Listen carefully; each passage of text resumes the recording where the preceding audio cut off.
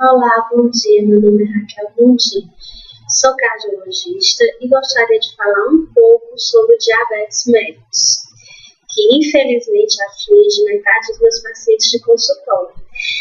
Nesse primeiro módulo, vamos falar um pouco sobre a definição e como conviver com ele, que no decorrer desse módulo, apesar de todas as complicações, se a gente souber conviver e controlar, você pode ter uma vida normal e saudável.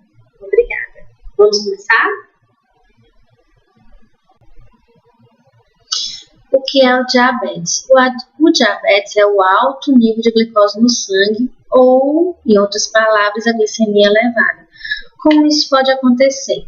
Pode acontecer pela produção de insulina diminuída, pela ausência de insulina, no caso do diabetes tipo 1, e pela resistência insulínica. Um mecanismo. Aqui é uma célula orgânica, qualquer uma célula de glicose, uma célula do fígado, uma célula da pele, e aqui é uma célula mesmo do rim ou do coração. Aqui é um receptor da célula e aqui é a famosa insulina. A insulina encaixa na célula e com isso o açúcar do sangue pode entrar dentro da célula. Quando existe o diabetes, a insulina está muito diminuída ou ausente, com isso não existe o acoplamento e o açúcar fica solto no sangue. Então, a glicemia fica elevada no sangue e as células ficam sem açúcar. No caso da resistência insulínica, existe insulina, só que o encaixe na célula não é perfeito. Os sintomas podem ser praticamente ausentes, no caso dos pacientes com sintomas silenciosos. Você, no dia a dia, encontramos vários pacientes que o diabetes só é dado o diagnóstico durante exames de rotina. O paciente não sente nada, vai ao consultório. Nos exames de controle, você solicita a glicemia e está lá a glicemia elevada. Você repete, continua elevada e nós daremos ou não o diagnóstico de diabetes. E pode, nos casos mais dramáticos, ter sintomas como boca seca, sede, polifagia, que é o desejo intenso de comer, poliúria, que é urinar muito e várias vezes, emagrecimento súbito, porque aquelas células não recebem açúcar e porque o paciente desidrata a olhos vistos, e nos casos mais graves, o coma e a cetoacidose diabética. As consequências, ou as lesões de órgão-alvo. O açúcar muito tempo elevado pode danificar os olhos, causar retinopatia diabética, chegar ao coração, causando insuficiência diastólica e doença coronariana, com risco de infarto. Nos rins, insuficiência renal, culminando até mesmo com a hemodiálise.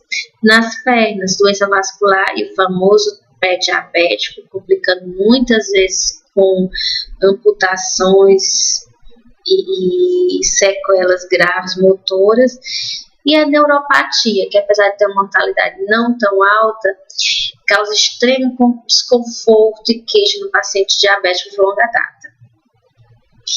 Existem exames específicos, como a glicemia, que nós já mencionamos, a hemoglobina glicosilada, que dá um perfil dos últimos 3 meses do açúcar no sangue, a glicemia pós-prandial, que era a mensuração da glicemia 2 horas após o almoço, e a curva glicêmica. Outros exames, a consulta médica regular, para que se haja anamnese, exame físico, para que possa checar a evolução, a dieta, as medicações, o ajuste. O exame físico é de extrema importância, porque também dá dicas, principalmente o exame de fundo de olho, sobre a gravidade e as sequelas do diabetes. A avaliação do oftalmologista, para checar se existe retinopatia, se os vasos oculares estão preservados ou não. Sumário de urina e a microalbuminúria para tentar inibir, diminuir o aparecimento de insuficiência renal, o eco para avaliar aquela insuficiência diastólica que nós já mencionamos, e o teste ergométrico para afastar a doença coronariana, entre outros exames também muito importantes. O tratamento tem 3 pilares importantes, que é a dieta, o exercício físico e as medicações, que pode ser oral ou injetável, como a insulina, que foi a primeira medicação que modificou o prognóstico, que ajudou muita gente a sobreviver no início, no advento, né, do tratamento da diabetes tipo 1 e 2. Os objetivos. Quando o diabético alcança esses objetivos, a chance de morte de complicação se equipara à população geral. Quais são os objetivos no diabetes tipo 2 e tipo 1? Glicemia de 100, glicemia pós-prandial de 140, hemoglobina glicosilada maior que 7, LDL entre 100 e de preferência abaixo de 70, triglicerídeos abaixo de 150, índice de massa corpórea, que é o peso dividido pela altura ao quadrado, até 25, pressão normal, mais normal mesmo, e a circunferência abdominal de acordo com o sexo, ou seja, até 88 para as mulheres e até 102 para os homens. E no mais agradecer a paciência e o interesse. Eu acho que o diabetes, apesar de ser uma doença que assusta muito, você pode domá-la e convivê-la adequadamente. Maiores informações, acesse www.ocorreiodasaude.blogspot.com. Qualquer dúvida, poste algum comentário e lembre, mais forte é você no combate ao diabetes.